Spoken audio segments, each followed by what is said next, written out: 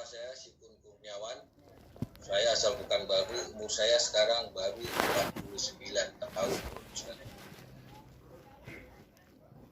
Hari ini saya mau testimoni karena saya mengalami berdasarkan laporan WHO itu tahun 2018, saya terkena pembunuh nomor 1 di dunia, Bapak sekalian. Di pertengahan tahun 2015, saya terkena masalah di jantung. Ada kelainan jantung, atau disebut gagal jantung, bahwa pompa jantung saya itu tinggal 13%.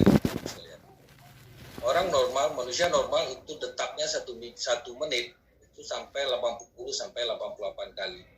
Saya saat itu detak saya cuma maksimal sampai 20 kali 1 menit. Bisa Ibu bayangkan sekalian bahwa saya itu seperti zombie. Saya tidak punya tenaga. Naik tangga 3 step saya sudah mesti berhenti karena saya nggak bisa napas dan badan saya basah semua sama keringat. Akhirnya saya bawa ke dokter jantung, dan dianalisa bahwa pompa jantung saya terkena dan terjadi pembengkakan sebesar 58%. Jadi jantung saya itu besarnya 1,5 kepalan tangan kiri saya, Bapak. Akhirnya saat itu saya juga ada konsul ke Malata, ternyata hasilnya juga sama, dan saya konsumsi obat, Bapak Ibu. Dan kasih obat itu 1 hari saya mesti konsumsi 12 butir. Itu berlangsung sampai 1,5 tahun lebih kurang.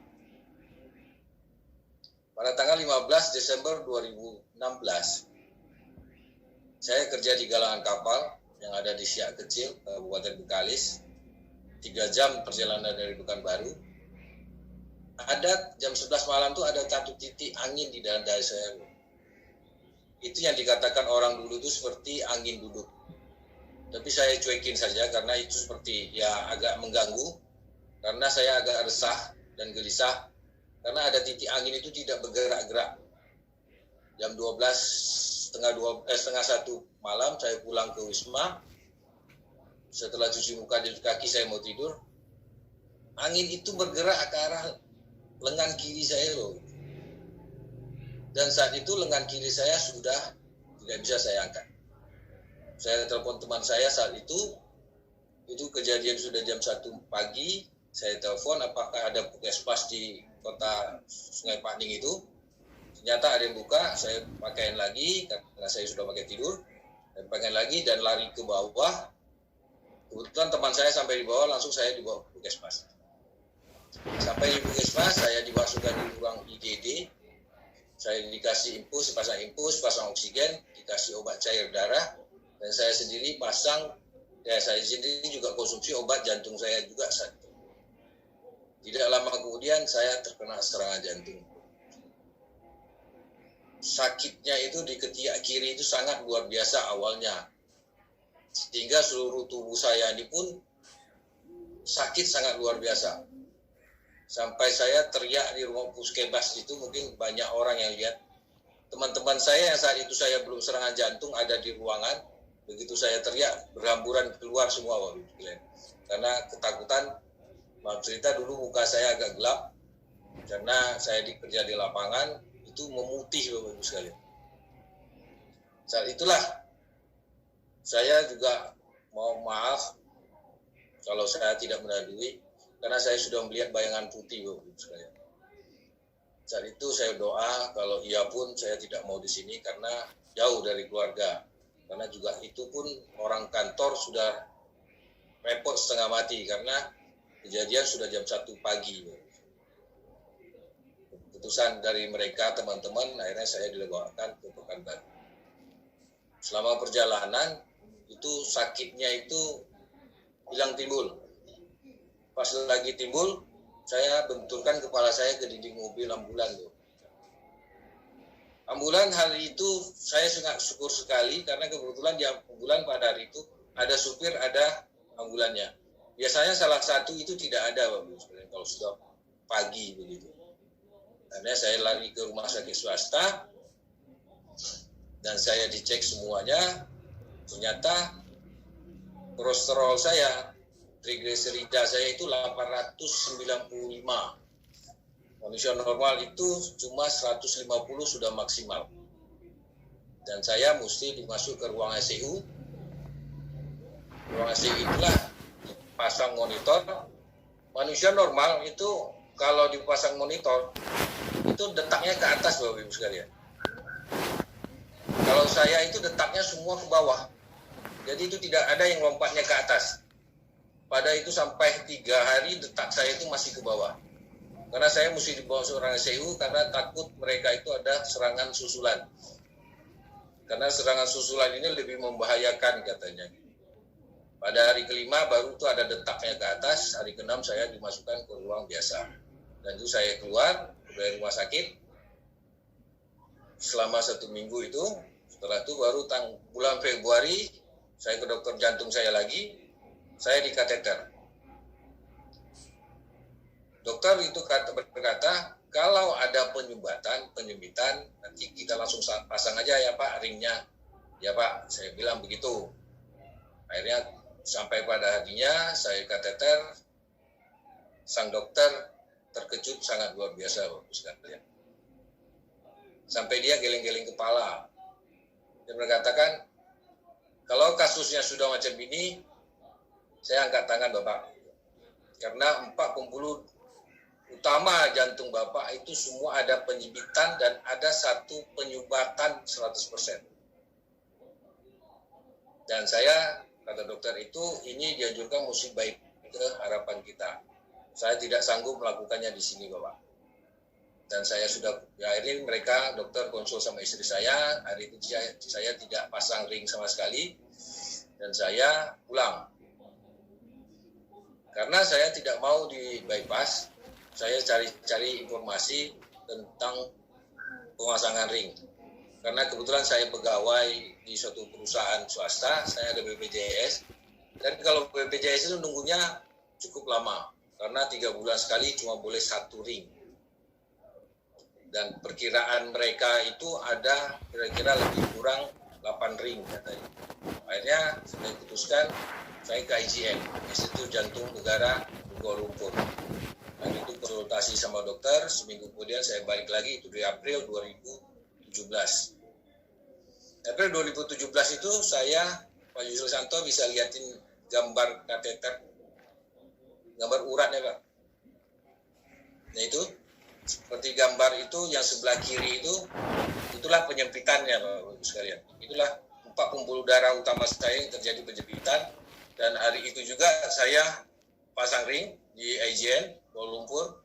Itu hari itu saya pasang 4 ring. Karena dokter bilang ini mesti pasang 4 ring. Karena yang satu aja 3 ring, yang tengah itu, gambar tengah ke bawah itu ada yang agak melintang, itu ada 1 ring. Terus 3 minggu kemudian, di akhir April 2017, saya pasang lagi. Karena 4 pembuluh darah yang kena, saya pasang 4 lagi. Dan 1 yang terakhir itu adalah yang penyumbatan 100%. Itu ada dikasih 1 ring. Tapi ring itu cuma kecil. Yang lain itu panjangnya minimal 3 cm. Jadi total saya masang ring pada bulan April 2017 itu di IJN adalah 9 ring. Biaya yang dikeluarkan sedikit Bapak Ibu, cuma 95.000. Tapi 95.000 ringgit. Bisa dikalikan ialah 300 juta lebih. Dan teman-teman Riwe kita yang di Pekanbaru mengatakan saya orang kaya. Karena ada 9 ring di jantung dan 1 Innova ada di jantung. Biasa Innova dibawa jalan-jalan, saya Innova ada di jantung. Jadi bisa dikatakan orang bilang saya orang sombong. Jadi tidak Bapak Ibu sekalian. Itu adalah penderitaan saya sebelum sekalian. Tahun 2017 saya juga sudah konsumsi putir edisi kelima.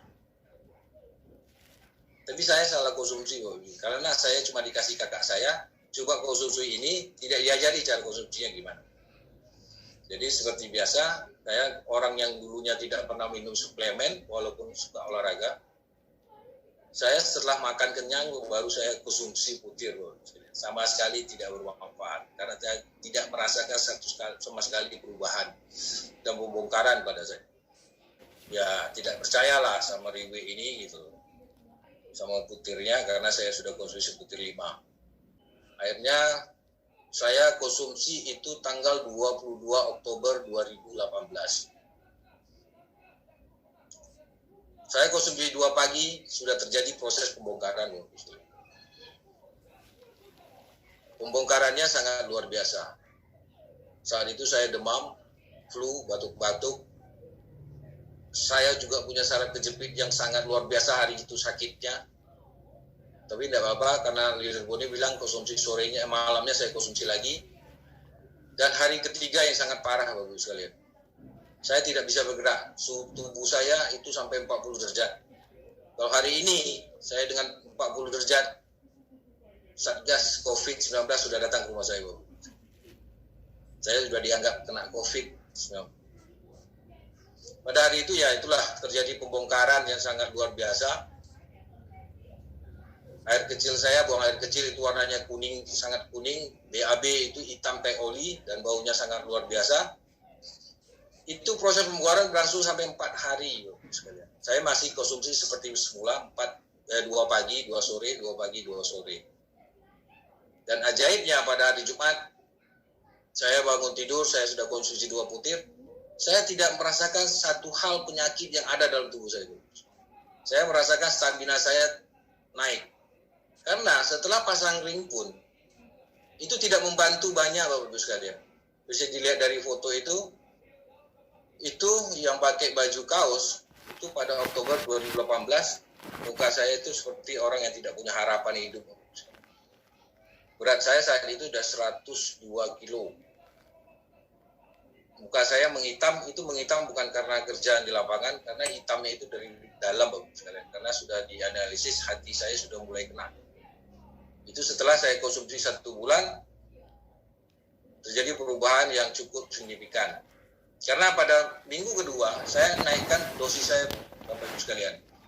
Dari 2 pagi 2 malam menjadi 3 pagi 3 malam.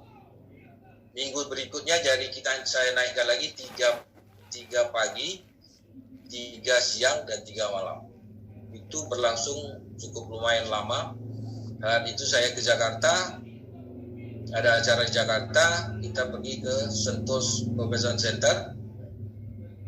Yang bagi saya yang orang kena jantung, itu dari parkir bus sampai ke gedung, itu saya tidak sanggup jalan, Bapak. Kalau dulunya, ternyata saat hari itu saya bisa melaksanakannya sampai di gedung, saya tidak merasakan capek yang begitu berpengaruh pada kondisi saya. Saya ikut acara sampai jam 1 pagi, saya tidak merasa capek, saya juga tetap fit, Bapak Ibu sekalian. Karena saat itu kalau saya ada kegiatan di luar, konsumsinya saya lebihkan. Bisa 4 pagi, 4 siang, dan 4 malam. Karena dalam 6 bulan, saya itu habis 3 paket. Karena habis 1 minggu pertama saya merasakan ini sangat luar biasa pengaruhnya terhadap fisik saya. Makanya saya tingkatkan terus, Bapak sekalian. Sekarang, saya tidak konsumsi obat dokter. Yang saya konsumsi obat dokter itu sekali-sekali aja adalah obat buang cairannya saja. Kalau kolesterol, darah tinggi, kita di putih plasenta sudah ada. Cair darah, karena ini masuknya ke darah, mungkin darahnya juga tidak terlalu kental sekarang. Biasanya kalau saya daerah kental, tengguk saya sakit. Seperti kolesterol tinggi, itu tengguk saya sakit. Sampai sekarang, syukur, saya tetap konsumsi dan saya merasakan manfaat yang sangat besar dari saya konsumsi putir plasenta. Saya mengimbau kepada ibu sekalian, marilah kita sama-sama jaga kesehatan selagi kita sehat. Maka Bapak Ibu sekalian, mari kita jaga kesehatan kita sebelum kita sakit. Karena kalau sudah sakit, apapun akan kita jual, akan kita korbankan.